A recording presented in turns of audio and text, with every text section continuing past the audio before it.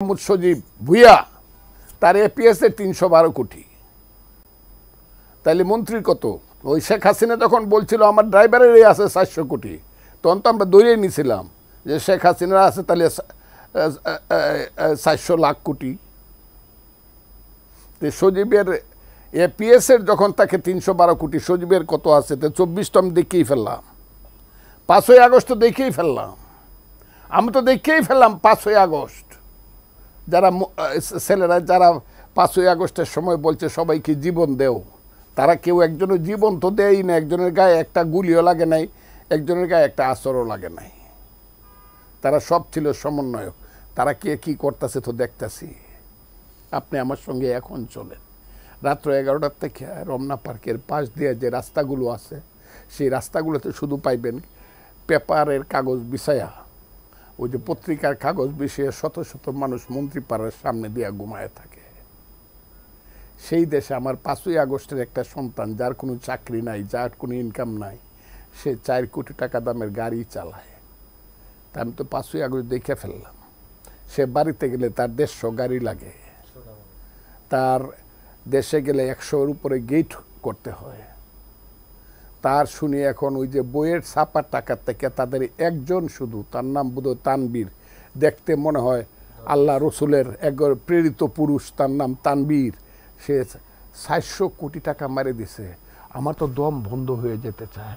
৪০০ কোটি, ৪০০ কোটি, ৪ কোটি টাকা জীবনে দেখি নাই। ৪০ লক্ষ টাকা একসাথে আমি যে দেখি, আমি দেখে থাকি ৪০ লক্ষ টাকা একসাথে আমরা, আমার সন্তানরা সহ যাতে আমার সবার মৃত্যু হয়, যদি আমি ৪০ লক্ষ টাকা একসাথে দেখে থাকি। আমি মুক্তিযোদ্ধা হিসাবে বলতে তোর ৪০০ কোটি টাকা। আমি একটা যুদ্ধে, কালনি কুশিয়ারার যুদ্ধে ১৭০ জন পাক বাহিনী ধরছি। আমি ফজলুর রহমান বলছি তো, আমি কমান্ডার হিসাবে যুদ্ধ করছি। ১৭০ জন পাক বাহিনী ধরছি। ৯ই ডিসেম্বর ১৯৭১ সন ২২,০০০ মন চাউল গম পাইছি, ৩টা স্টিমারের মধ্যে ১২০০ রাইফেল পাইছি। সুনামগঞ্জের যত লুট করে যত টাকা পয়সা আনছিল সব আমার হাতে ধরা পড়ছে। পরের দিন আইসা, শিলং থেকে আইসা, গুয়াহাটির থেকে আইসা ইন্ডিয়ান বিমান বাহিনী সেই স্টিমারগুলো আমি যখন ধরছি ডুবাইয়ে দিছে, বোমবাড়িগুলো সবাই জানে। হাজার হাজার মানুষ এখনো জীবিত আছে, সেই কিচ্ছা আছে, আমার রূপ কাহিনী আছে। সেই চাউল আমার বাড়িতে যখন আমার নদীর ঘাটে ৫,০০০ মন চাউল ডুবাইয়ে তোলা হয়েছে, তখন আমার ঘরে ১ সের চাউল নাই। আমার বাবা বলছে কিরে ফুত, আমারে পুট ডাকতো, চাউল তো নাই ঘরে। আমি বলছি বাবা চাউল বাকি কি নাই না, বাজার থেকে খাও। ৫,০০০ মন চাউল তখন আমার ঘাটে আছে। ইটনার ঘাটে আমার ১০,০০০ মন চাউল আছে, আমার জয়সিদ্ধির ঘাটে ৫,০০০। সেই চাউল রাইখে আমি ১ সের চাউল কিনে খাইছি। আমার নাম ফজলুর রহমান। ফকিন্নির পুতেরা যে শত শত হাজার হাজার কোটি টাকার মালিক হয়েছে, এটা আমাকে কি ধরতে হবে যে হাসিনা শাসনের চেয়ে ৫ই আগস্টের যে জয়, সেই জয়ের পরে বেশি ভালো কাজ হয়েছে নাকি আমাদের? শেখ হাসিনার সরকারের ছিল গোয়ার্তুমি এবং স্বৈরাচারী কথাবার্তার রাজনীতি। আর এইখানে চলছে চালাকি মুনাফিকি, মনে একরকম মুখে আর একরকম।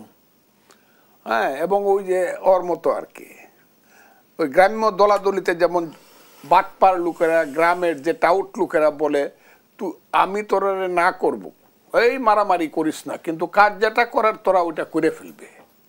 আমি কিন্তু তোরা না করব, কিন্তু না কিন্তু শুনবে না তোরা। এইগুলা হলো এক ধরনের বাটপারি কথাবার্তা। আবার কালে হয়েছে ১ মাস। এনসিপি দল হিসাবে ছিল না, তারা তখন সংস্থা হিসাবে ছিল, বৈষম্য বিরোধী ছাত্র আন্দোলন সমন্বয়কারী। রাষ্ট্রপতিকে যেখানে ৬০ লাখ লোক হয়েছিল, আমি যদি বলি যেখানে মিলিয়নস অফ লোক হয়েছিল শেখ হাসিনাকে সরাবার জন্য ৫ই আগস্ট পর্যন্ত ১ মাস, সেখানে তাইলে রাষ্ট্রপতি সরাবার মিছিল করার জন্য ৫,০০০ লোক হলো না কেন? এখন তো দেখতেছি আমি পয়লা বৈশাখে এত আনন্দ ফুর্তি করার জন্য এত পোস্ট পাস করে, এত প্রচার প্রপাগান্ডা করে, মিটিং করে, শহীদ মিনারে নেতারা লাইন ধরে দাঁড়ায় আছে, সুন্দর সুন্দর পোশাক পরিয়া, কল্পনাও যা করে না জীবনে, সামনে ৬০ জন লোক নাই। তাদের এত বড় বড় কথা, তাদের তো এই ছেলেপেলেগুলোর তো উপলব্ধি হওয়া উচিত। আমি অন্য কথা বলে আমার সন্তান, এদেরকে আমি লজ্জা দিব না, এদের তো উপলব্ধি হওয়া উচিত এদের পিছনে কেউ নাই। এবং আমি আপনাকে বলি, এই সরকারের যদি ডাইরেক্ট সমর্থন তারা না পায়,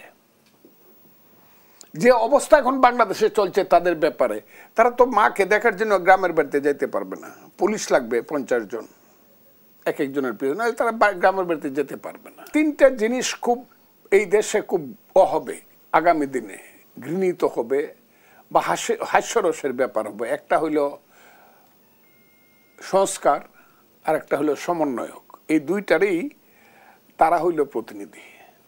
এটা খুব হাস্যরসের ব্যাপার হবে এবং এদেরকে মানুষ খুব সাংঘাতিকভাবে, বেশি না একটু অপেক্ষা করেন, সাংঘাতিকভাবে মানুষ এদেরকে গ্রামে গঞ্জে বলেন, সাধারণ মানুষ বলেন, এই গালি দিলেও বলবে, আরে তুই তো সমন্বয়কারীর মতো কথা বলতেছিস রে। এই কথাটা কিন্তু আইসা পড়বে। সংস্কার তো হাস্যরসের কারণ এখনই হয়েছে, হাস্যরসের কারণ তো হয়েই গেছে। সংস্কারটা হলো একটা অজুহাত হিসাবে মানুষ বলবে, আরে তুই আমার টাকাটা দিবি না, তুই তো সংস্কারের মতো কথা বলস। অর্থাৎ অজুহাতমূলক কোনো কথা বলে একটা নির্দিষ্ট একটা সঠিক জিনিসকে প্রলম্বিত করা বা তাকে পিছিয়ে দেওয়া। অর্থাৎ সংস্কারের বর্তমান অর্থটাই হলো যাতে এই দেশে মানুষ গণতান্ত্রিক অধিকার প্রয়োগ করতে না পারে সঠিক সময়, একটা নির্দিষ্ট সময়, যে সময়টা জনাব ইউনূস সাহেব বলেছিলেন ডিসেম্বর, এইটা যাতে প্রয়োগ করতে না পারে সেই জন্য ওই সংস্কারটা হলো একটা বাহানা। এবং আগামী দিনে বাহানাকে মানুষ সংস্কার হিসাবে তুলনা করবে বা সংস্কারকে মানুষ বাহানার সঙ্গে তুলনা করবে, অজুহাত যাকে বলা হয়। এই দুইটি সমন্বয়ক এবং সংস্কার দুইটা জিনিস খুব অপ্রিয় শব্দ হিসাবে বাংলাদেশে থেকে যাবে এবং তার ডিকশনারিতে